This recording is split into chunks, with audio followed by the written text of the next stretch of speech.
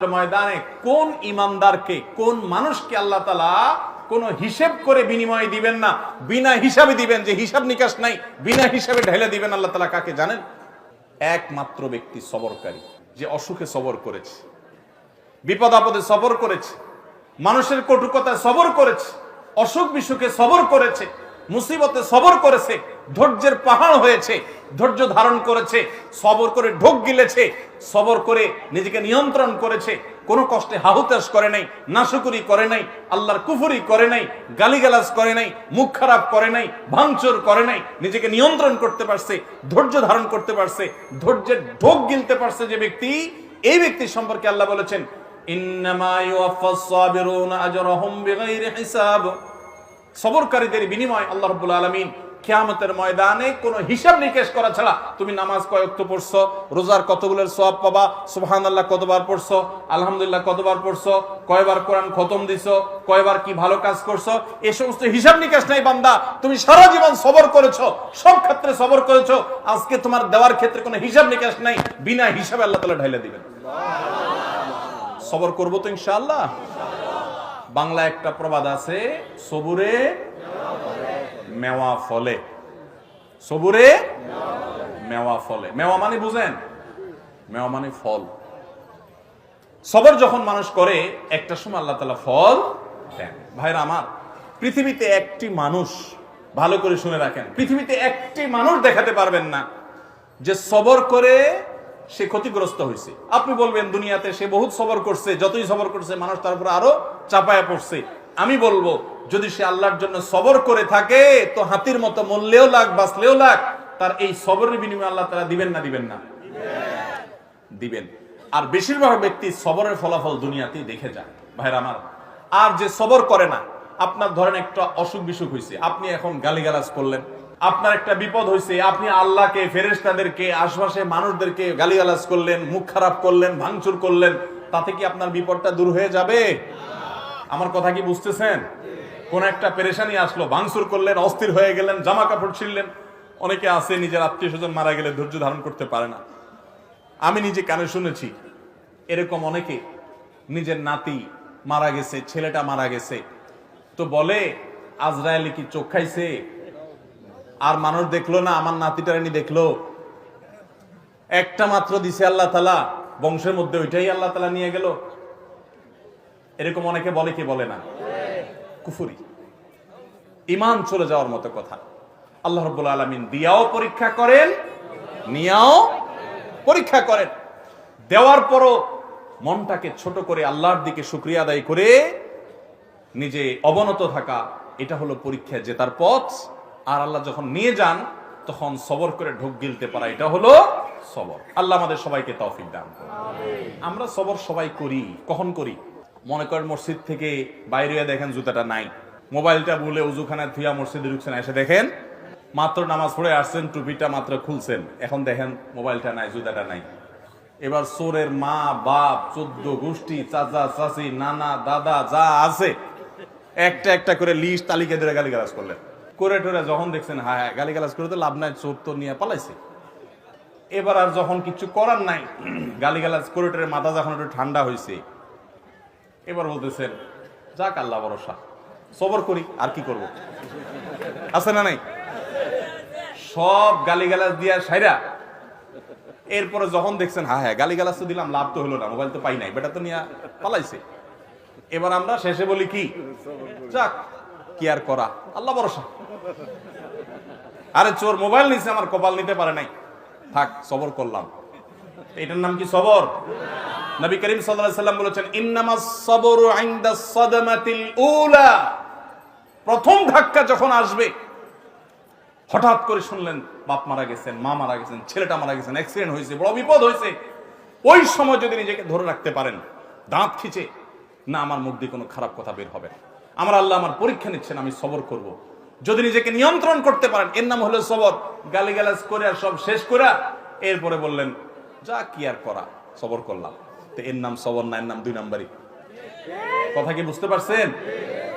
অনেকেই আছে দেখবেন বাসায় গিয়া হয়তো কোনো একটা জিনিস উল্টাপাল্টা দেখছে, আচার বিচার ভাঙচুর করে এরপরে একাকার করে যখন দেখছে মাথাটা একটু ঠান্ডা হয়ে আসছে, এবার যাক যা হয়েছে যাক ভুলে যাও, আল্লাহ ভরসা, সবর করলাম, কি আর করা, আছে না নাই? এই 2 নাম্বারের নাম সবর। আল্লাহ তাআলা আমাদের সবাইকে সবর করার তৌফিক দান করুন।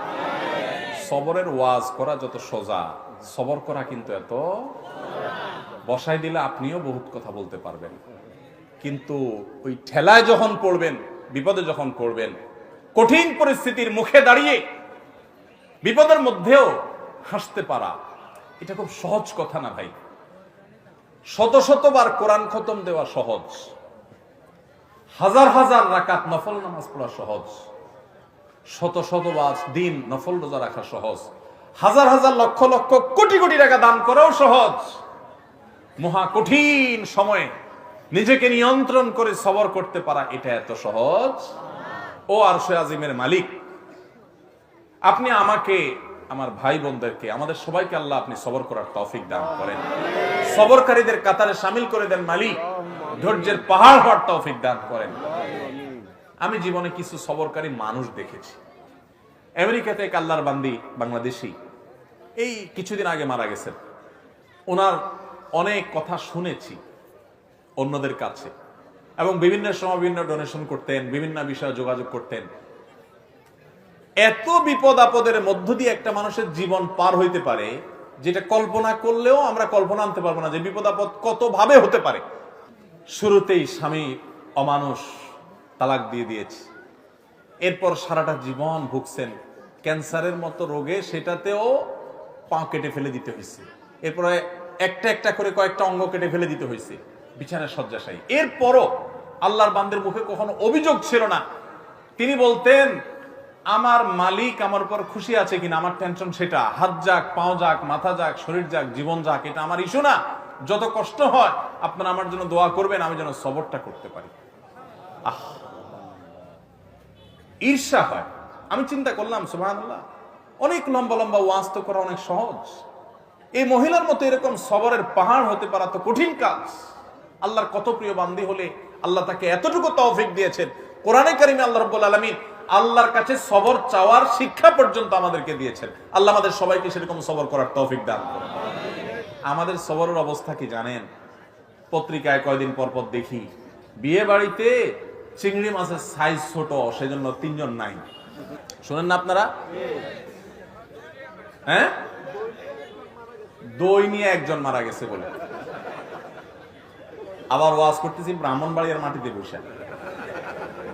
আপনারা মন খারাপ করেন না, ব্রাহ্মণবাড়িয়া না, এই ব্যাপারে গোটা বাংলাদেশের সব জায়গার মানুষই কম বেশি আমরা বেসবর। ভাইরা আমার, কোন মুখে আল্লাহর কাছে জান্নাত দাবি করব বলেন?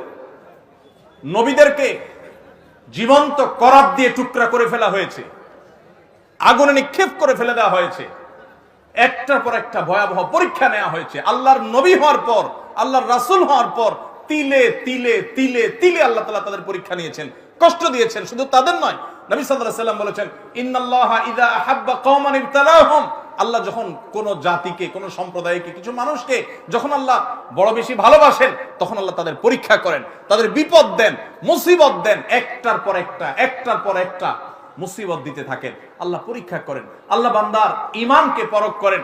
আমি কিছু মানুষকে দেখেছি, তারা বলেছে, ভাই নামাজ কালাম একসময় পড়তাম না, কই দিনকাল তখন এত খারাপ ছিল না, এখন নামাজ কালাম পড়া ধরছি, হালাল হারাম বাজ বিচার করা ধরছি, সুদ ছেড়ে দিয়েছি, ঘুষ ছেড়ে দিয়েছি, 2 নম্বর পথ ছেড়ে দিয়েছি, এখন দেখি ব্যবসা বাণিজ্য সব দিন দিন নাই হয়ে যাইতেছে, সব পায়ের নিচ থেকে মাটি সরে যাচ্ছে। আমি বললাম যে এটাই হলো আল্লাহর পরীক্ষা। আল্লাহর দিকে যখন আসে কেউ, আল্লাহর দিকে আগায়, সে কি আসলেই আগাচ্ছে কিনা, সে কতটা পিওর, তার ভিতর থেকে সে অগ্রসর হয়েছে কিনা, আল্লাহ তাআলা ধাক্কা দিয়ে পরীক্ষা করেন। ভাইরা আমার, চুলের থেকে নুন খসলে আমাদের হাত সামনে চলে আসে, ঠিক না বে ঠিক? টোটা সামনে চলে আসে, আমরা হাতা গোছানো শুরু করে দেই। এগুলা কোন ইমানদারের চরিত্র। নবী করিম সাল্লাল্লাহু আলাইহি সাল্লাম বলেছে, সাহাবীদের সাথে একবার যাচ্ছিলেন উনি কোথাও, তো এক জায়গায় এরকম জটলা পেকে গেছে, জটলা পাকা দেখে নবী সাল্লাল্লাহু আলাইহি সাল্লাম জিজ্ঞাসা করলেন, কি হচ্ছে এখানে?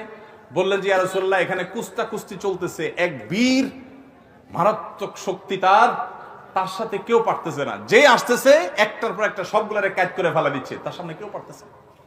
তখন নবী করিম সাল্লাল্লাহু আলাইহি সাল্লাম বলেছেন, তোমাদেরকে কি আমি বলে দিব এই লোকটার চাইতে বড় বীর কে? এ তো বাহাদুর খুব, এর চাইতে বড় বীর, এর চাইতে বড় শক্তিশালী মানুষটাকে জানো? সাহাবীরা বলেন, ইয়া রাসূলুল্লাহ, অবশ্যই বলেন, এর চাইতে আবার শক্তিশালী মানুষকে আমরা তো জীবনে দেখি নাই, কে সে? নবী সাল্লাল্লাহু আলাইহি সাল্লাম বলেছেন, আসো তার সাথে পরিচয় করাই। এই লোকটা যে অনেক বেশি শক্তিশালী, সে অনেক বড় কুস্তিগীর, সে সব মানুষকে কুপকাত করে দিচ্ছে। এর চাইতেও বেশি শক্তিশালী, এর চাইতেও বড় বীর, বড় বাহাদুর হলো সে, যার মাথা যখন চরম রাগান্বিত হয়, মাথা যখন রক্ত যখন লাল হয়ে গরম হয়ে যায়, মাথা যখন তার হট হয়ে যায়, এই গরম হওয়ার পর, রাগ উঠার পর, চরম রাগের মধ্যেও যে নিজেকে ধরে রাখতে পারে, কন্ট্রোল করতে পারে, ডিলার মতো ছেড়ে দেয় না রাগ, যেখানে সেখানে যা তা করে পরে বেজ্জত হয় না, মুখ ছোট হয় না, নিজেকে যে নিয়ন্ত্রণ করতে পারে, এই লোকটা হলো এই কুস্তিগীর লোকদের চাইতে বড় বীর। ভাইরা আমার, অনেক লোক আছে দেখবেন রাগের সময় ডাইরেক্ট হয়ে যায়, আছে না? ডাইরেক্ট হওয়া বুঝেন কি? মুখ দিয়ে যা আসে তা ছেড়ে দিস, হাত দিয়ে যা আছে ভেঙে ছেড়ে দিছি। এরপর জিজ্ঞেস করেন, ভাই এটা কোনো কাজ করলেন? মাথা যখন ঠান্ডা হয় তখন যদি জিজ্ঞেস করে, ভাই এটা কোনো কাজ করলেন? পাপের বয়সী লোকটা গায়ে হাত দিলেন, এভাবে মুখ খারাপ করলেন, আপনি এটা শিক্ষিত মানুষ ভাই, এভাবে আপনি এই জিনিসটা ভাঙচুর করলেন, জিনিসটা কি ধরছিল ভাই? যখন জিজ্ঞেস করবেন তখন কি বলবে? আর এসব বলো না, আমার মাথা ঠিক আছে না। তো মাথা ঠিক না থাকলে তার নাম কি? তার তো হসপিটালে থাকা উচিত। লজ্জাও হয় না যে সে আবার বলতেছে মাথা ঠিক আছিল না। মাথা ঠিক আছিল না মানে তুমি তো পাগল ছিলে, এটা বলো যে আমি মেন্টাল। ভাইরা আমার, এইরকম মেন্টাল মানুষ আমাদের সমাজে ভরা, ঠিক না? ঠিক, সমাজে ভরা। ডাইরেক্ট হয়ে যায় যে এটা তো ডায়রিয়ার রোগীর মতো। ডায়রিয়ার রোগীর যখন ডাইরেক্ট হয়ে যায় তখন বেচারারা কন্ট্রোল নিজের প্রতি থাকে না, টয়লেট পর্যন্ত যাইতে পারে না, আগেই কাম সেরে যায়, ঠিক না? ঠিক। তো যে ব্যক্তির রাগ আসার পর এটা ধরে রাখতে পারে না, কন্ট্রোল করতে পারে না, ছেড়ে দেয়, যেখানে সেখানে যা তা গড়ায় ফেলায়, এই ব্যক্তি হলো এই ডায়রিয়ার রোগীর মতো ডাইরেক্ট হয়ে গেছে, লুজ হয়ে গেছে। এই সমাজে টাইট মানুষ বেশি না লুজ মানুষ বেশি? এখন কি টাইট হবেন না লুজ হবেন? নিজের সঙ্গে সংগ্রাম করবেন যে না, যত কঠিন পরিস্থিতি আসুক আমার মুখ খারাপ হবে না, মুখ দিয়ে গালি বের হবে না, হাত ছুটবে না, আমি অন্যায় করব না, আমি নিজেকে কন্ট্রোল করব। আল্লাহ আমাদের সবাইকে সেই তৌফিক দান করুন।